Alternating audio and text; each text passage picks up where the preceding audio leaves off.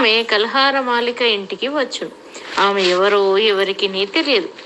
ఆమె తనను గూర్చి తెలుసుకొనవలెనని ప్రయత్నము చేయరాదు, ప్రశ్నలు వేయరాదు మొదలైన కట్టుదిట్టములతో కల్హారమాలిక వద్దకు వచ్చింది. ఆమె కల్హారమాలికకు ప్రతిదినము కత్తి యుద్ధము నేర్పును. ఆమె కల్హారమాలికతో మరి ఒక నియమము చేసెను. తన పల్యంక వెంట తన ఉనికి గాని తన వార్త గాని తెలుసుకొనుటకు కల్హారమాలిక సంబంధులైన ఎవరు గాని వచ్చి అనుసరించి ఆ ప్రయత్నము చేయుట జరిగినచో నాటి నుండి ఆమె కత్తి యుద్ధమే నేర్పదు. కల్హారమాలికకు రాజనీతి బోధించును. ఆమె ఏడాది పైన కొన్ని నెలలుగా ఈ రెండు విద్యలు కల్హారమాలికకు నేర్పించుచున్న కల్హారమాలిక నేర్చినది తక్కువ. నేర్పించుచున్నను కల్హారమాలిక నేర్చుకున్నది తక్కువ. నీకు కత్తి యుద్ధము నిజముగా రావలెనున్నచో నీవు పురుష సంపర్కము మానివేయవలను అని ఆమె చెప్పాను.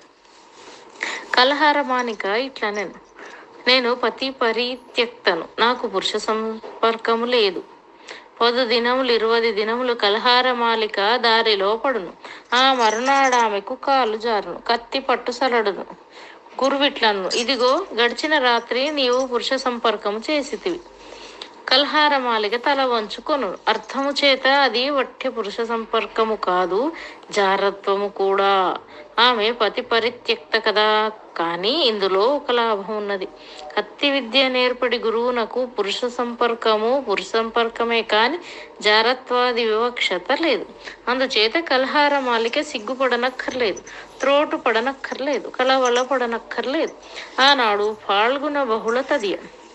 ఈ పాల్గొన బహుళము యొక్క విధియ దినముననే, అనగా నాటికి వెనుక దినముననే రాజుగారు శ్మశానములో సంధిమతిని వధించి తచ్చరీర ఖండములను ఆరబోవు చితియందు నూతన కాష్టములు చేర్చి ప్రజ్వలింపజేసి హోమము చేసినది. ఈ తదియనాడు గురువును శిష్యురాలును కలుసుకుంటారు. శిష్యురాలు నేడు మహోత్సాహముగా ఉన్నది. గురువులో ఒక లక్షణం ఉన్నది. ఆమెను కొండ శిఖరమున నిల్చుండబెట్టుదుము, మరు నిమిషములో ఆమెను కొండ కిందికి తోయుటకు రాజాగ్ర అయినది, ఇంకా తోయుదుము. ఆమె ముఖం ఇప్పుడు ఎట్లుండునో అట్లుండును, అట్లే ఉండును. ఆమెను కాశ్మీర దేశమునకు మహారాజ్ఞిగా నియమించిరి. మహారాజ్ఞి అనగా మహారాజు భార్య కాదు, రాజ్యం ఆమెది, ఆమెయే పాలకురాలు. మరు నిమిషము నుండి సర్వాధికారులు ఆమె కింద వారు. ఆమె కనుసన్నయాజ్ఞ. హఠాత్తుగా ఆమెకు ఆ వార్త వచ్చినది. ఆమె ముఖం ఇప్పుడు ఎట్లుండునో అప్పుడు అట్లే ఉండును. గురువు శిష్యురాలి ముఖమును పరిశీలించెను. ఆమె ఉత్సాహమును గుర్తుపట్టెను. గురువు శిష్యురాలిని ఎప్పుడునూ పరామర్శించదు. ఒక మాట అడగదు, ఒక మాట అనదు, వట్టి మాటలు ఉచ్చరించదు. కత్తి విద్యలో వెసిగినప్పుడు నీవు పురుష సంపర్కం చేసితివి అన్న మాట కాక 18-19 నెలలుగా గురువు శిష్యురాలితో మాట్లాడలేదు. ఆమె చేత 100 మాటలు మాట్లాడించవలేనని కల్హారమాలిక ఉద్దేశం. ఆ గురువుగారి యొక్క పేరు కూడా కల్హారమాలికకు తెలియదు. కల్హారమాలిక పలుసార్లు ఇట్లా అనుకొను, ఈమె అభేద్యురాలు, ఒక రాజ్యమునకు సేనాపతిగా ఉండదగిన వ్యక్తి, మహామంత్రి పదవి అధిరోహించవలసిన స్త్రీ. ఈమెకు రాజ్యాంగం ఎంత తెలియను, వ్యూహ నిర్మాణం ఎంత తెలియను, ఖడ్గ విద్య ఎంత తెలియను. గురువు శిష్యురాలికి తన విద్యలో తనకున్న చాకచక్యము నేర్పుడు ప్రదర్శింపలేదు. చాకచక్యము ఎప్పుడునూ ప్రదర్శించలేదు. ఒకనాడు వారు చావడిలో కాక దొడ్డిలో అభ్యాసము చేయుచుండిరి. దొడ్డి విశాలమైనది, పైనుండి మంచు కురియుచుండెను. ప్రతి నిమిషమునందు కత్తి మీద పడిన మంచు బిందువులు తుడవవలసి వచ్చుచుండెను. ఖడ్గము మాట అట్టిపెట్టి మంచు పిడికల్లో పడుచుండెను. కత్తిపిడి ముష్టి నుండి జారి పడుచుండెను. శిష్యురాలికి నేర్పుటలో కల్హారమాలిక యొక్క ఖడ్గము గురువుగారి ఖడ్గము యొక్క మొట్టమొదట తలిగిన. గురువు చేతి నుండి ఖడ్గం ఎగిరిపోయాను. ఆ ఎగిరిపోయిన ఖడ్గము నేల మీద పడక ముందు గురువు చువ్వువలె ఉన్న దీర్ఘమైన శరీరము కల ఆ గురువు రెక్కలు గల మెగిరినట్లెగిరెను. ఆ ఖడ్గము పడబోయిన చోట దూకెను. కత్తి కింద పడక ముందు పిడికిని పట్టుకొనెను. పట్టుకున్నట ఏమి, కలహారమాలిక మీద దూకుట ఏమి?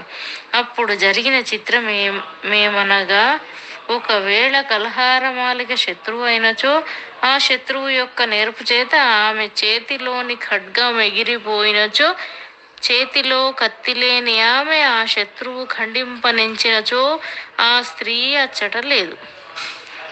తల్లంఘనమంత శీఘ్రముగా జరిగను. ఆమె కలహారమాలిక మీదకి దూకినంతనే కలహారమాలిక కెవ్వున అరిచెను. ఆమె గురువు యొక్క పాదముల మీద వరాలను. లేనిచో నాటి నుండి ఏ కలహారమాలిక లేదు. కత్తి యుద్ధము నేర్పుటయే లేదు. ఆనాటి ఈ కాశ్మీర రాజ కథ సంవిధానము లేదు. ఈ 19 నెలలుగా గురువుతో మాట్లాడవలేనని కలహారమాలిక పలుసార్లు ప్రయత్నించినది. గురువు మాట్లాడదు. మాలికయు ఎప్పటికప్పుడు తాను అనుసరించుచుండెను. ఈనాడు మాలికకు కలిగిన ఉత్సాహము దానిని ఉపసంహరింపనీయలేదు. అదియూ కాక గురువు కూడా ప్రతిదినమున్నంత బిగువుగా లేదు. మాట్లాడినచో సమాధానము చెప్పకపోయినను శ్రద్ధగా వినడునట్లున్నది. పూర్వము వచ్చినంతనే ఖడ్గములను తీసుకొని శిక్షణకు సిద్ధపడుటయో, గ్రంథములను తీసుకొని నూతన విషయములను బోధించుటకు ఆరంభించుటయో చేసేది. నేడు పొంగి వచ్చుచున్న శిష్యురాలి ఉత్సాహము చూచియేమో మాట్లాడకుండా నిలుచుండెను. ఆ గురువు యొక్క ముఖముననున్న బిగింపునకు సడులుట అనున్నది లేదు. నేడు సుంత సడలినట్లున్నది. ఎంత సడలుట కానీ సడలుటయే. ఆమె ముఖముతోడి పరమ సూక్ష్మమైన పరిచయం ఉన్నప్పుడు కానీ ఇది సడలుట అని తెలియదు. ఆ సడలిక యొక్క చిన్న కలహారమాలికను ప్రోత్సాహపరచను. ఆమె ఇట్లా ఆరంభించెను. నేను నేడు మిక్కిలి ఉత్సాహముగా ఉంటుంది కదా, దానికి కారణం ఉన్నది. నిన్న ఒక మహా విషయము జరిగినది. అది నాకు మిక్కిలి ఆశాహేతు, ఉత్సాహహేతు. నీవు పల్లెత్తి మాట్లాడవు, ప్రశ్నలు వేయవు. నీకు లోకంలో ఏమీయూ లేదు.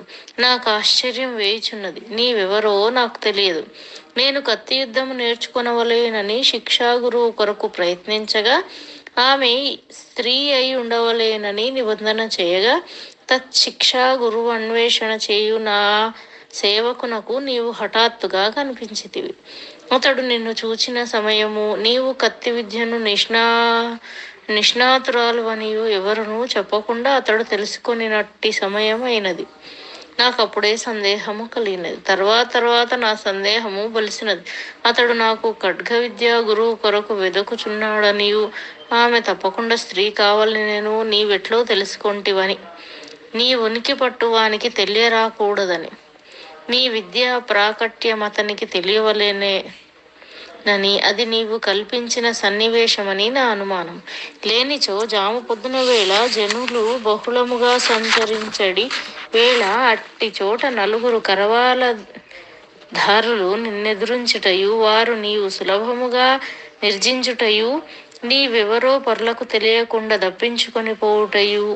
కానీ నేను పంపించిన సేవకుని వానికి పరిచితుడైన వాడు రహస్యముగా పిలిచి, నీవు దాగి ఉన్న ఒక పాడుబడిన విహారములోనికి వానిని తీసుకొని పోయి చూపించుటయు జరగదు. అది నా సేవకుడు నిన్న విహారమునందు చూడవచ్చునేమో అని ఎన్నో సార్లు ప్రయత్నించను. పాడుబడ్డ విహారమునందు నీవు మరల ఎప్పుడునూ కనిపించలేదు. నాకు నీ ఆనుపానులు తెలియకపోయినను నీవు నాకు ఖడ్గ విద్య నేర్పుట కోరితివన్న విషయము నాకు సంతోషదాయకము. మరియు నాకు యుద్ధ నీతి, వ్యూహ నిర్మాణము, రాజ్యాంగ వ్యవహారములు నేను బోధించమని అడగలేదు. నీవే చెప్పనారంభించితివి. నా మనస్సు యొక్క స్వరూపం ఎట్టిదో, నా స్వభావం ఎట్టిదో, నాకున్న కోరికలెట్టివో నీవు తెలుసుకునే దాని వలె నున్నావు. నా ఎందు తొలుత నీకు సొంత కోపము సొంత సందేహము ఉండేది. నీవు నాకు రాజ్యాంగ విషయములు యుద్ధనీతియు బోధించుట ప్రారంభించిన తర్వాత నాకు ఆ సందేహము తొలగిపోయినది. నీవు నాకు విరోధి కోటిలోని దానివైనచో నాకివి నేర్పవు కదా. భవిష్యత్తులో నాకివి అన్నీ తెలియట అవసరమని నీవు గ్రహించితవనగా నా కోరిక నీకు సుగమమైనదని నేను గ్రహించితిని. కానీ నిన్ను గురించి నాకు ఒక సందేహము కలదు. నన్ను గురించి నీకెంతవరకు తెలియను? నేను నిన్నెప్పుడు ఎరగను. నీవు శ్రీనగర నివాసివి కావు. రాజాంతఃపురంలో నీకేమియూ ప్రసక్తి లేదు. ఈ రాజ్యమున నీకే అధికారము లేదు. ఇచ్చట మంత్రులందరూ నేను ఎరుగుదును, వారి భార్యలను ఎరుగుదును, వారి తోబుట్టువులను ఎరుగుదును, వారి కూతుండరను ఎరుగుదును. ఆ ఎన్ని కుటుంబములోనున్న నేనెరుగని స్త్రీ లేదు. నీవెవతవు? ఎచ్చటి నుండి వచ్చితివి? నీకింత పాండిత్యం ఎచ్చటి నుండి వచ్చినది? ఖడ్గ విద్య యందు నీకింత నైపుణ్యం ఎక్కడిది? 2-3 సార్లు నిన్ను బంధితురాలను చేయవలనని నేను ఊహించితిని. దానికి చాలా అడ్డంకులు తోచినవి. 40-50 మంది సైనికులు గాని నిన్ను చుట్టుముట్టి నిన్ను నిరాయుధురాల్ని చేయలేరు. ఆ లోపుగా నీవు వధింపబడుదువేమో. నిన్ను వధించుట నాకిష్టము లేదు. నాకు నీతో చాలా పని ఉన్నది. ఈ రాజు నిరపత్యుడు. అతని తర్వాత రాజ్యము నాకు అధికారి లేడు. మరి ఎవరో వత్తురు. ఆ వచ్చడి వారెవరో నాకు తెలియను. ఆ రాజ్యాధికారికి రాజ్యము కైవసమైనంతనే నీవు సేనాధిపతి స్థానమునందు, ప్రధానమంత్రి స్థానమునందు, ఆ పదవుల యందు నీవు ఉండవు. వారికి పైన నుండు. అందుచేత నీవు బ్రతికే ఉండవలెను. ఈ రీతిగా నిన్ను 50 మంది సైనికులు చుట్టుముట్టుట ఈ వీధిలో జరగరాదు. ఇట్టి నా స్థితికి అది భంజకమగును.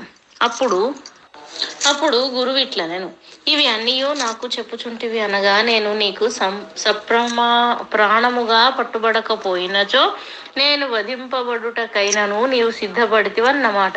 నేనొక్కటియే చెప్పుచున్నా.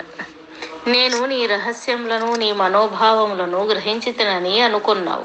కానీ నేనెట్లు గ్రహించితినో నీవు ఈనాడు మహోత్సాహముగా నుండు అని కూడా అట్లే గ్రహించితిని. మరియు నీ వట్టి ప్రయత్నము నీవీనాడు చేయుదు అనియును తెలియను. అది ఈ వీధి అందే చేయుదు. నేను దారి వెంట మున్నెప్పుడునూ లేని కొన్ని సంగతులను గుర్తించి తిని. నీ ఇంటి దాకా వచ్చి లోపలనే ఇది జరుగునా, మరి తిరిగి వెళ్ళినప్పుడు జరుగునా అన్నది ప్రశ్న. అది జరగకుండా ఇచ్చటికి వచ్చి తిని కనుక తిరిగిపోవచ్చున్నప్పుడే జరుగునని తెలియచున్నది. నీ నీతి నీకున్నచో నా నీతి నాకున్నది. నేను ప్రొద్దు కుంకెడి వరకు ఇచ్చటనే ఉండిపోను. నేడు కృష్ణపక్షము పేరు తదియ కానీ వెన్నెల ఆలస్యముగానే వచ్చును. 6 గడియలు జరగవలేను. 6 గడియలనగా తత్పూర్వము వెన్నెల కలవాటు పడిన ప్రాణులకు చాలాసేపే. ఆ చీకటిలో నన్ను నీ సైనికులు ముట్టడింపవచ్చును. కానీ నీకొక్కటే చెప్పేదను, నేనొక్కరితోను కాను. ఉన్నదాని నున్నట్లుగా నేను 10 మందిని కాగలను. ఇక్కడ నుందును, అటు చూడుము, 100 ధనువుల దూరమునందును, అన్ని చోట్ల ఒక్కమారే ఉందును. మరియు నీ సైనికులు 10 మంది చాలరు. 300 మంది చాలరో నాకు తెలియదు. నేను నిన్నొక్కటి అడుగుచున్నాను. నీవీనాడు జరిపిన కథ నాకు ఒక ధర్మ సందేహమును తీర్చినది. నీవు నాకు శిష్యురాలవు. నేనెప్పుడైనా నిన్ను వధింపవలసి వచ్చినచో నేను నేర్పిన విద్యను నేనే నాశనం చేయవలసిన అవసరం వచ్చును కదా అన్న అడ్డంకి నా మనసులో ఉండేది. నీవు గురుద్రోహము చేయుటకు సన్నద్ధురాలవైనప్పుడు నేను శిష్యవాత్సల్యము చూపింపనవసరము లేదు. గురువు ఇంటికి పోవుచుండగా అడ్డగించిన వారెవరూ లేరు.